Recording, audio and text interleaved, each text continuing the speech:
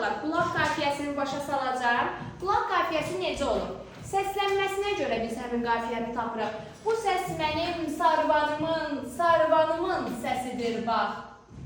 Bax, gördünüz? Daha sonra o nəfəsi səndən aldı ana torpaq. Gördünüz? Əslində belə baxanda mən görürəm ki, qafiyə yoxdur. Amma buradakı axına bu aq. Mən bunu tələffüz edəndə torpaq şəklində tələffüz edirəm. Və buna mən deyirəm ki, necə qafiyə? Qulaq səslənməsinə görə olur. Uşaqlar, qaldı bizdə cinas qafiyə. Cinas qafiyədə amonim sözlər oxşur. Yazılışı, deyilişi eyni olur. Lakin mənalarına görə fərqlənən sözlərə deyilir.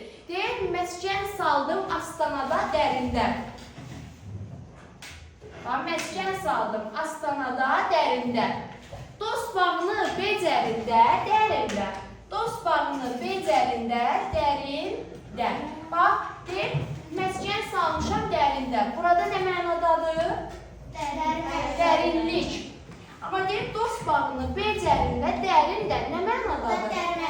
Dərmək mənasında. Deməli, bax, görürsünüz, yazılış deyiliş eynidir, amma mənaca necə fərqləndir? Dərində.